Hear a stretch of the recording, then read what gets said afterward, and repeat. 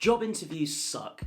No one ever really wants to do them, and to be honest with you, it's a weird experience for me when I have to interview people for entry-level and manager roles.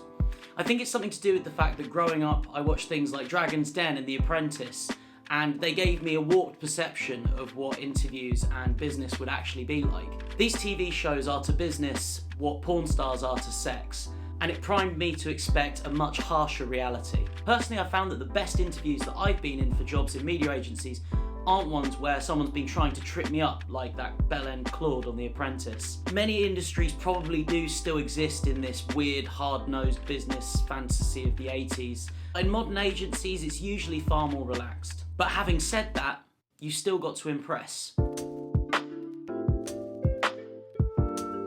Welcome to Media Impostor.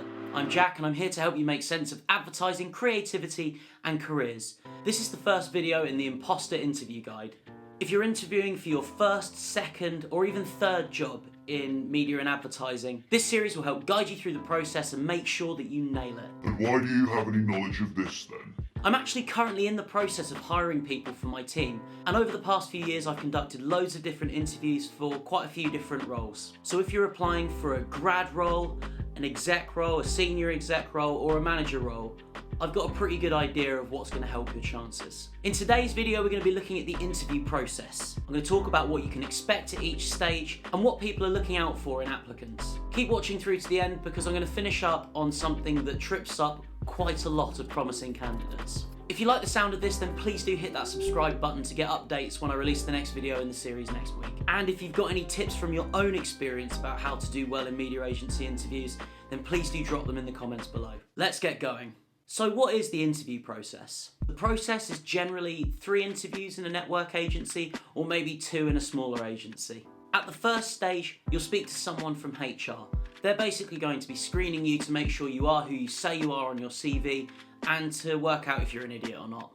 Be prepared to talk them through your CV and make sure you know a bit about the agency you're applying for. Just go and read their website for a bit and have a look at the work that they've done recently. Then all you have to do is make sure that you're enthusiastic and confident. Don't let nerves make you come across as unenthusiastic. And if you're not confident, then that's okay. Few people actually are. Remember, if you're speaking to someone from HR, then they think your CV's good enough. And unless you're catfishing the hell out of them with your CV, then you've already got your foot in the door. The next stage will probably be your first in-person interview. It's likely to be with the person who's going to manage you, and often there may be 2 people. I personally prefer interviewing as a pair, preferably with a female member of the team, because in my experience, women are generally a bit more perceptive and better judges of character. In this interview, I often try and make things quite conversational. Fundamentally, I'm looking for someone who I'm going to be able to work with as part of a team on a daily basis, and I'm probably going to speak to them more than I speak to my family. So in this interview, I just kind of want to find out what kind of person they are.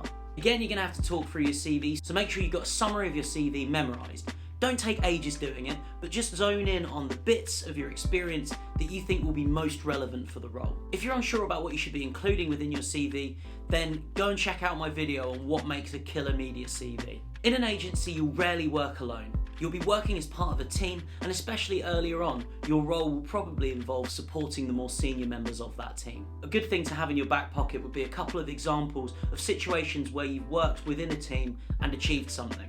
Make sure that you show them that you can work collaboratively. Another thing would be demonstrating that you've actually thought about the job. Make sure you've looked up a couple of the agency's clients, had a look at the most recent work that they've done, and have an opinion on it.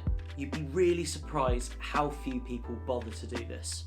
On a slightly wider scale, have a think about the brands that you think are doing good work and why you like that work. Be original and don't go for the obvious. Don't go for Coke, Apple, Tesla, whatever. What different media channels do you use every day and what advertising do you see on it?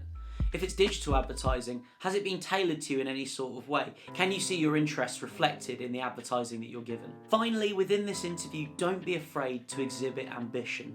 Ambition is something that I always look out for in candidates. Ambition doesn't make you look arrogant. It shows that you're driven and that you'll apply yourself and work hard.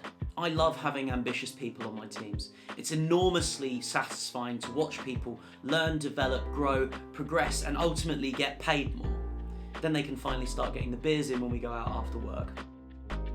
Don't be afraid to take your time when answering the questions. If you need to pause to think about something, then do just that. It's not going to make you look like you don't know what you're talking about, it's going to make you look like you're really considering what you're going to say. So to summarise, in the first interview, we're looking for someone who's going to show that they're not a dick or a robot, that they're actually enjoyable to work with. Someone enthusiastic, someone intelligent, evidence that you're collaborative and that you can work as part of a team. And then finally, showing that you've thought about the role that you're moving into and about the industry you're going to work in.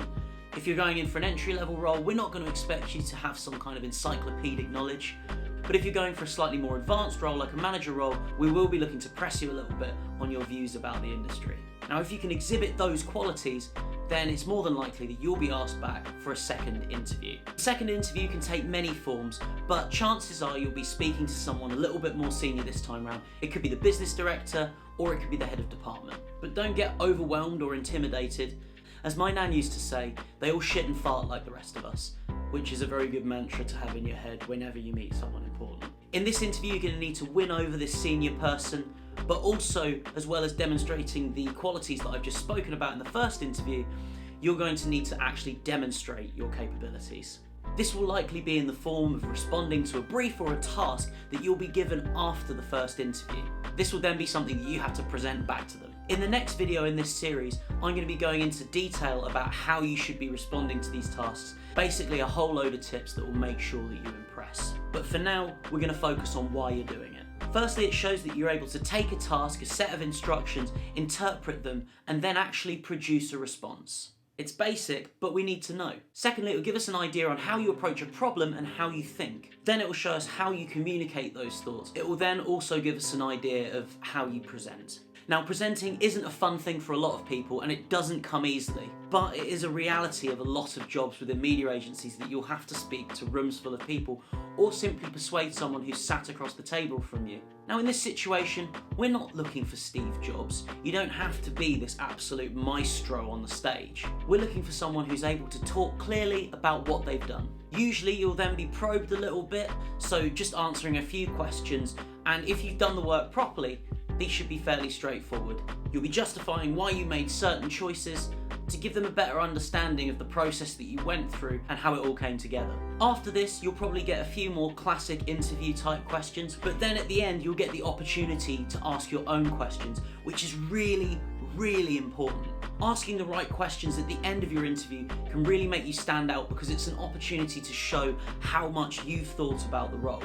This is why I'm going to dedicate an entire video within this series to those questions and why you should ask them. Now, you remember earlier on I was talking about the final thing that trips up so many promising candidates, and if you're still watching, then you're going to find out what that is. Often when you're interviewing for an entry-level role or even a senior exec role and sometimes a manager role, you'll be asked to do a maths test. Basically, you're going to be given a calculator and some sums. If you have a maths GCSE or similar, then you should be fine. And if you've forgotten certain things, then you should definitely look them back up online and polish up before this. Every maths test will be different at each agency, but I can guarantee you that certain things will absolutely be on the test. Being able to work out a percentage increase and decrease properly is absolutely integral. You'll also need to show that you can work out a number as a percentage of another. Then finally, make sure that you've brushed up on your fractions. So make sure you've brushed up on your maths skills, because I certainly won't be doing a video on how to do maths. But what I will be doing a video on is how to approach the task or the brief that you're given when you're moving through to that second stage interview. I'm going to talk about the ways that people can sometimes slip up, how to structure a response so that it's absolutely bulletproof and will help you in answering any questions that you're given.